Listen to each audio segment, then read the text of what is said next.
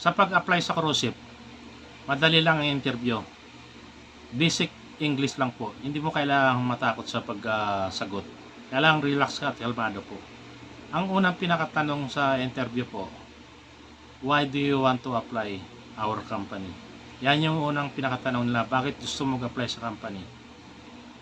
Anong isasagot nyo? Siyempre, mag-a-apply ka dahil may mga dokumento kayo, kompleto, at saka may experience na kayo. So, qualified kayo mag-apply sa kanila. Ayan, yung pinakaunang tanong.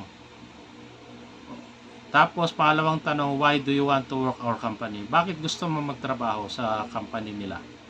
Ayan yung pangalawang tanong po. So, sasagutin mo. Mayroon ka ng maraming experience, kaya ka nag-apply, at saka gusto mong magkaroon ng magandang future at makakuha ng magandang experience na trabaho. Ayan po mga sagot po, simple lang mga sagot po. At saka kompleto ka na sa requirements, qualified ka sa mga requirements na hinahanap nila, mayroon ka na niya na hawak.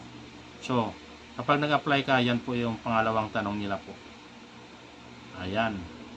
Tsaka yung experience nyo, anong ginagawa nyo sa trabaho, tatanungin kayo niyan. Anong ginagawa nyo sa trabaho bilang isang security sa cruise ship? So, ang itatanong nyo, anong ginagawa nyo sa trabaho? Nagpapatrolling kayo. So, pag may event, nagka-crowd control kayo. Yan, mga sagot nila po, masasagot mo yan. Nagka-crowd control kayo, tapos sa access control, anong ginagawa nyo? Nag-check kayo ng papasok na mga delivery, mga company materials. So, anong hinahanap nyo? Out-gate pass. At saka yung lalabas, sinicheck nyo sa gate. Kailangang may out-gate pass palabas at papasok po. Ayan po yung mga tanong na hinahanap nila at kailangan masagot nyo yan sa mga gusto mag-apply sa cruise ship. Kailangang out-gate pass, access control, yan ang unang pinakatanong, access control. Sa access control, tinatanong nila yan, anong ginagawa mo.